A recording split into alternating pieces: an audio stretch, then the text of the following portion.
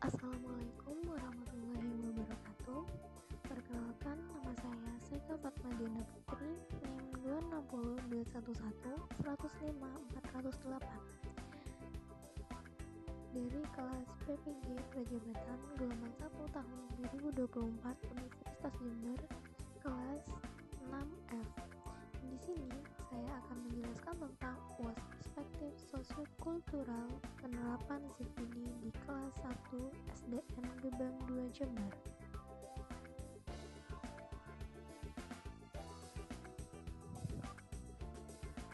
ZPD atau Zone of Proximal Development adalah konsep yang diperkenalkan oleh psikolog Rusia Lev Vygotsky yang merujuk pada jarak antara apa yang didapat oleh seorang anak secara mandiri dan apa yang dapat didapat dengan bantuan atau bimbingan orang dewasa atau teman sebaya yang lebih mampu.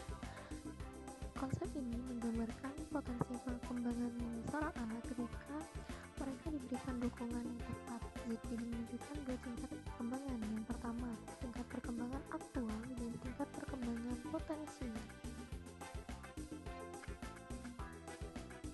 Tujuan ZPD. Penggunaan Zone of Proximal Development atau ZPD memiliki beberapa tujuan utama dalam konteks pendidikan dan pengembangan anak. Berikut adalah tujuan utama dari penggunaan ZPD. Yang pertama, ZPD membantu pendidik mengidentifikasi area di mana seorang anak dapat berkembang dengan bantuan. Yang kedua, dengan mengidentifikasi ZPD, pendidik dapat memberikan dukungan yang sesuai dan diperlukan untuk setiap individu. Yang ketiga, ZPD menekankan pentingnya interaksi sosial dalam pembelajaran. Yang keempat, penggunaan ZPD memungkinkan pendekatan yang lebih individual dalam pendidikan. Kemudian langkah-langkah penerapan ZPD. Yang pertama, penerapan Zone of Proximal Development dalam pendidikan memerlukan pendekatan yang terstruktur dan strategis. Berikut adalah langkah-langkah untuk menerapkan ZPD secara efektif. Yang pertama, mengidentifikasi tingkat perkembangan aktual dengan melakukan tes awal untuk mengetahui kemampuan peserta didik.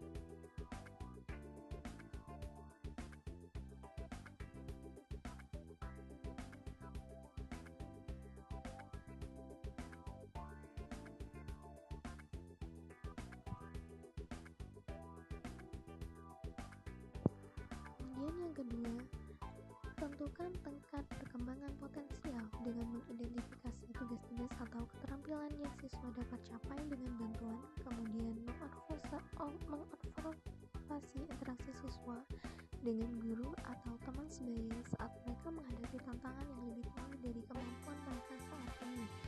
Saya menerapkan interaksi dengan siswa saat siswa menghadapi tantangan seperti video tersebut.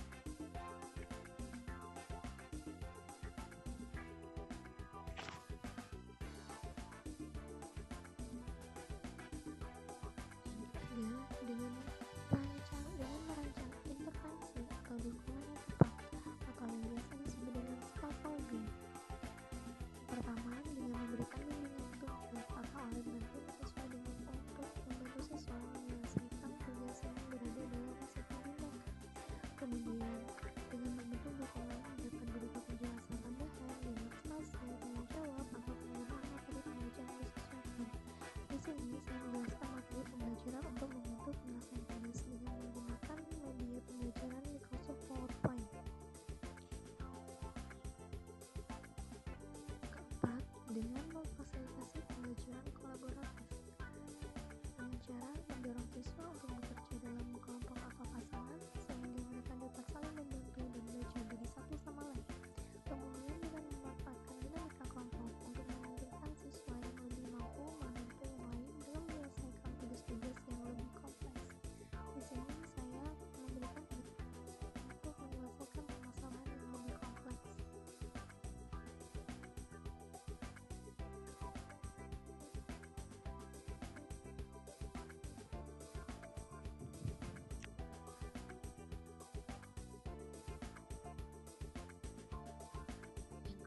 Dengan melakukan pengawasan dan penilaian berkala, dengan mengamati dan menilai kemajuan siswa secara berkala untuk memastikan siswa sedang bergerak menuju kemandirian dalam menyelesaikan tugas-tugas yang sebelumnya memerlukan bantuan.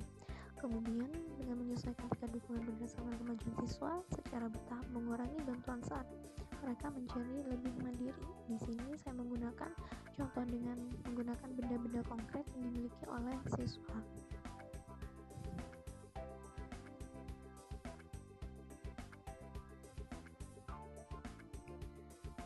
Kemudian langkah yang keenam, dengan memberikan umpan balik yang konstruktif.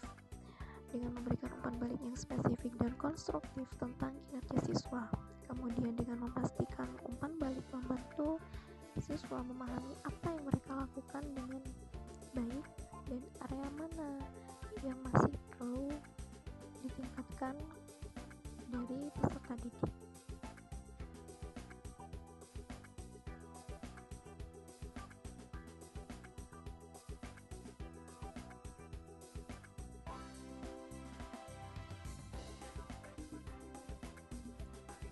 Kemudian langkah yang ketujuh, reevaluasi dan menyesuaikan strategi.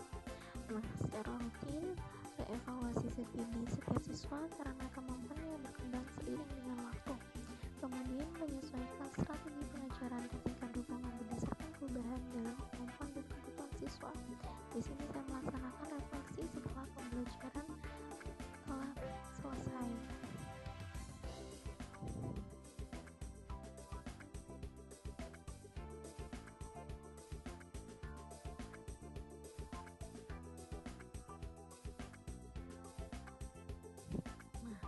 Setelah kita mempelajari tentang pengertian CPD, langkah-langkah CPD, dan pengimplementasian CPD di SDN Gebang 2, dapat ditarik kesimpulan. Yang pertama, siswa menunjukkan peningkatan yang signifikan dalam pemahaman konsep dan penguasaan keterampilan baru. Dengan menyesuaikan tingkat dukungan berdasarkan kemampuan setiap siswa, pendidikan menjadi lebih personal dan efektif. Kemudian, kolaborasi dan komunikasi aktif dalam CPD membantu siswa mengembangkan keterampilan sosial dan kognitif.